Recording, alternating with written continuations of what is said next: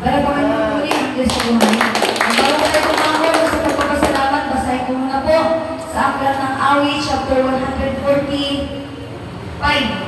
Amen. Ang sabi po dito, Awit 145 verse 1, ang sabi po, ang kadakilaan ng Diyos ko. Muna, dapat po natin lagi, no, na itinataas ng Panginoon dahil buhay po siya. Gumagalaw, kumikilos, nagpapala, nagpapagaling. Amen, tumutugon po sa lahat. Ang kadakilaan ng Diyos ko at hari, aking ihahayag, di ko titigilan magpakailanman ang magpasalamat. Talapakan natin ang pagbabasa sa salita ng Diyos. Na mapansin po natin mga kapatid, kung bakit po hindi tumitigil magpala, magpagaling. Amen? Word na hindi po tumitigil ang word na hindi tayo pabayaan, no? Proteksyonan tayo sa lahat, mga gawa ng Diablo tayo, hindi po tayo tumitigil. Magpasalamat at ihagad ang kadakilaan ng Panginoon. Sino po ang pinakauna? Ayun, sa po yung mga magdalo. Malamang natin ang Diyos sa buhay. Pagpapalin mo si Lord! Pupunta ba kayo? Sa mga papalang umaga na po sa ating lahat. Ako din po ay talagang sobra po ang pasasalamat po sa ating Panginoon. Dahil sa umagang ito, di ba po, inisip po tayo na ating Panginoon na masigang pa mga kawan. Di ba po, dahil purpose po ang Panginoon para sa ating mga buhay. Di ba po, kaya alam niyo po sa ating mga buhay, dapat lang po natin pasalamatan lagi ang ating Panginoon. Dahil siya po, sabi nga po sa akin, siya po ang dahilan ng ating mga buhay sa araw-araw. Di ba po? Kaya yun, nais ko rin po magpasalamat na kaninang umaga, pag-isip ko po para akong nahihilo. Di ba po? Siyempre kasi maaga pa po yun. Di ba po? Kaya yun, alam niyo po, ikumilos mo na po ako, tapos pagka-sign ko po, yun, umupo po ko sa isang tabi at nanalangin. Alam niyo po, sa aking pananalangin, alam niyo po, yung naramdaman ko, pagkatapos ko manalangin, wala. Di ba po? Kaya yun, alam niyo po, ang Panginoon talaga, yun po talaga ang nais po sa atin na tayo po ay patuloy na lumalapit sa Kanya. Kaya alam niyo po sa ating mga buhay, talagang napakabuti po na ating Panginoon kapag siya po ating manangin. Di ba po? Kaya yun, alam niyo po, sa oras na ito, nais ko rin po magpasalamat ito po sa aking buhay na siyempre umabot na naman po ako sa edad na wala niyo po kung ilang taon na pa po. Pero alam niyo po, ang nais ko lang po ipagpasalamat ang sinabi po sa akin ng ating mga pastora na si Pastora Arlene na yun, di ba po, na alam niyo po, sabi niyo po sa akin, Mama Jol, ilang taon po ba kayo? Sabi ko, bakit? Sabi niya kasi alam ko, si 22 na po kayo eh. Sabi ko, talagang napakagati ng Diyos din. Umabot pa na ako ng silin dito. Di ba po? Salamat talaga sa Panginoon kung talagang sana nga, umabot ako ng silin dito. Isang daan pang higit. Alam niyo po, pinagpasasabot ko pa yung sa Panginoon din. Sa edad ko na silin dito, napakabuti ng Diyos ko dito. Kasi dito, pero alam niyo po, salamat talaga sa Panginoon din. Siyempre, ang kalakasan na binibigay sa akin talagang iba yung kalakasan ko talaga na naranasan ko po sa ating Panginoon. Pero alam niyo po, sa totoo lang, yung edad ko ngayon, 65. Di ba po? Kaya yun, alam niyo po, napakabuti ko na ating Panginoon sa edad ko na to. Di ba po? Binibigyan niyo po ako ng kalakasan. Higit sa lahat ng kapayapaan, ang patuloy po naranasan. Kasi edad ko lang 16. Umabot pa ko ng 65. Pero alam niyo po, simula nung nasa Panginoon ako, alam niyo po, hindi pa po ako nagpunta sa ospital. Namumpay, in Jesus name. Sa totoo lang, kahit ako na siyempre, marami akong naramdaman, siyempre, tumatas ng nagsugat, pero alam niyo po, dahil sa kabalan ng Panginoon, at sa tulong din naman ng kanyang abang dito na aking nagpasturan, talaga, hindi po aking nalusugan, di ba po kaya salamat po sa Panginoon, sa aking pasturan, na ginamit po na ating Panginoon. Salamat po sa ating Panginoon Diyos. Chapter 9, verse 11, sa pamamagitan ko. Sige po. Hahabang yung buhay!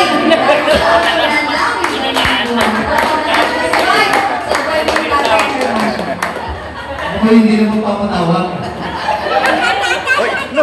Ay gusto ko lang lagi sumalat. ng lahat na aking kapatid. Ang aking pasalamat sa kanya, kung ako ay tinanggalan niya, tapos binigyan. Alin ang tinanggal niya sa akin?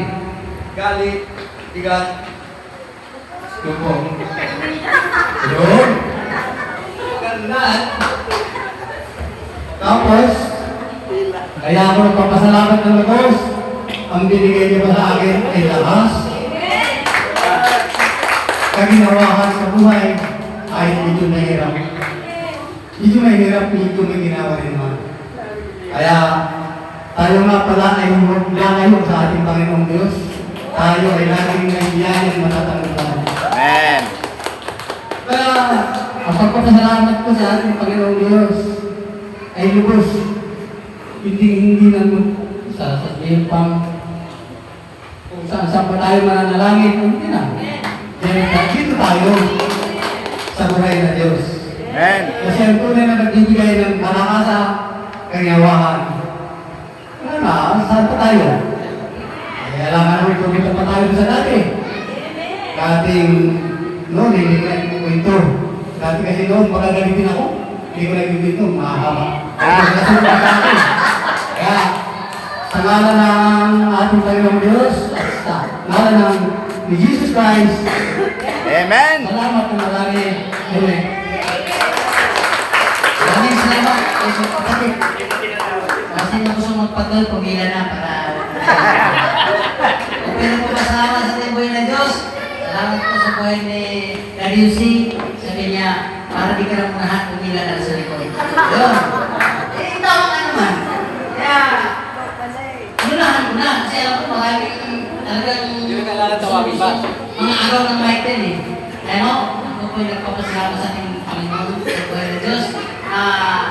Paano, sa araw-araw na Panginoon nakakaraos sa amin. No? Amen. Lalong-lalo na sa buhay po ng aming mga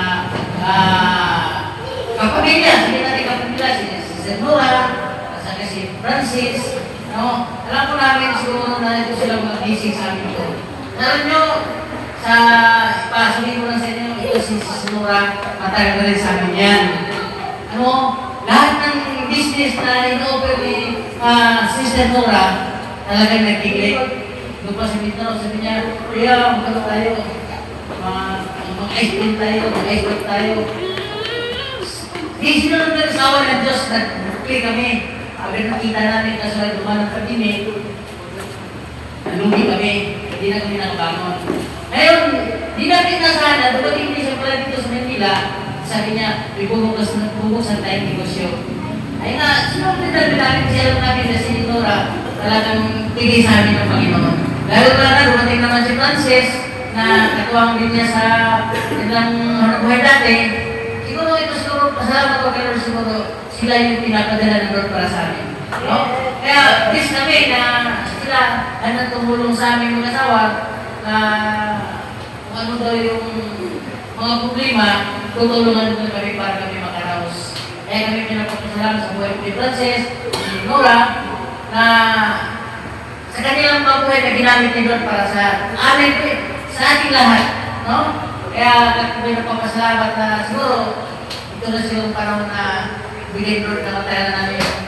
Hindi na talaga hinahangad na yung mayaman. Ang sabi nga niya, sabi nga Hagor, di ba? Panginoon, sa panalangin ni Hagor, na huwag mo naman akong bigyan ng maging mayaman sa di ko hangad. Huwag mo rin ako maghirap kasi pag maging mayaman ako, baka makalimutan kita. Kung maging mahirap naman ako, baka ako makapagnakaw at makakasala at nakakahiya para sa iyo. Diba? Kaya, maraming salamat. Magandang umaga nila. That is good po. Tingnan po natin mga cute. Check po natin mga kapatid. Sabi ko nga na gumagapit ito ng mga cute. Ang cute. Amen kasi nauna. Praise the Lord. Amen. Hindi ko nakikita yung pagkawangin ng kasalam ko. Hindi siya ko na doon. Pagkasalamat ko sa Panginoon.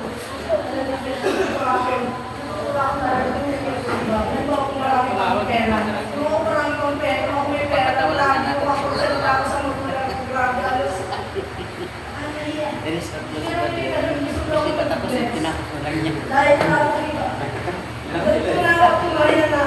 ang pera talaga, walang pili ko. Pag pera natin yun.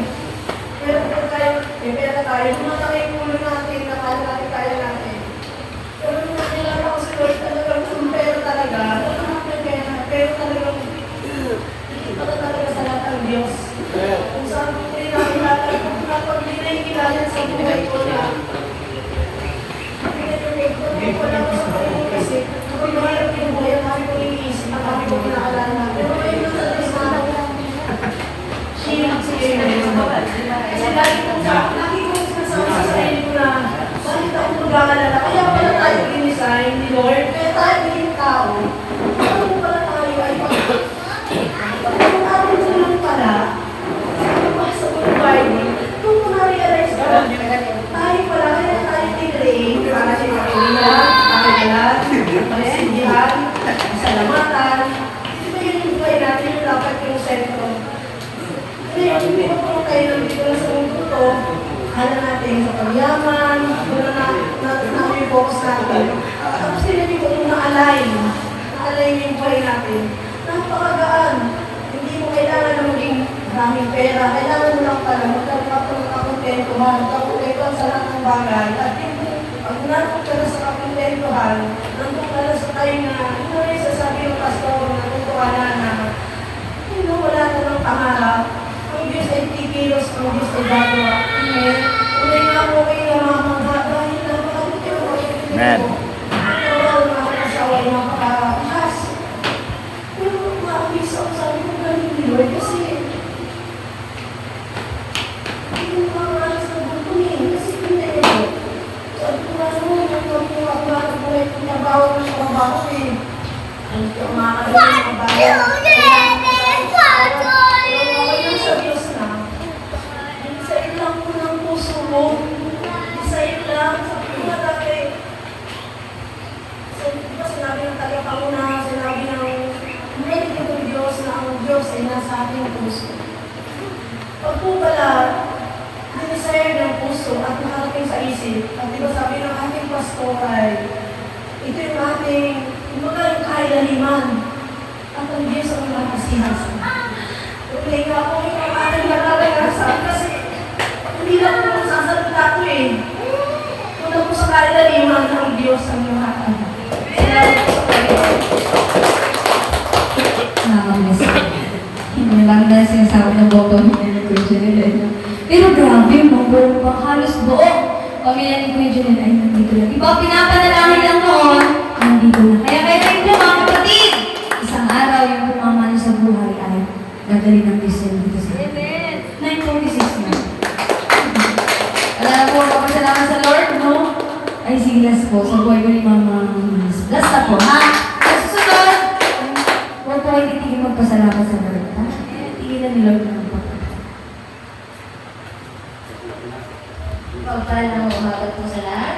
Ang sa nagagalak sa Panginoon. Masarap po sana maging senior. Sobrang nakakalak ang maging senior. Hindi lang sa mga mabuting bagay. Yung makita mo na senior ka na malakas ka pa. Sa biyaya ng Diyos. At marami siyang binibigay sa isang senior. Kaya kung kayo senior na, huwag kayong mahihiya na kayo senior na. Lagi yung pagmalaki sa Lord. At kung yung isipin, dahil kayo senior na, kayo maglalakad kayo hukot.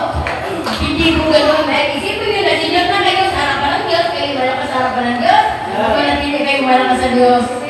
Yun po din eh, yung pangalaw ko sa buhay. Alam niyo kung may kagandahan ng senior? Maraming discount. Amen? At kung ikaw ay pinagpala sa SSS, nasusuportahan ka ng SSS sa buhay mo.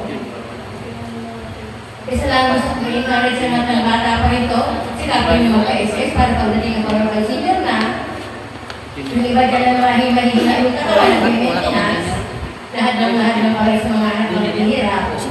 Pero kung mayroon kang pera galing sa SSS mo, at pag-maintenance ka man, ipag-pray mo na mawala yan, ay mabuti ang Diyos. Amen. Maraming salamat sa Lord sa kapayapaan. Ang tuloy na lakas, higit sa lahat, sa kanyang pagtitigil sa akin. Lord, magpapalay sa kalaki ng mga senior, eh, ha? Siguro maging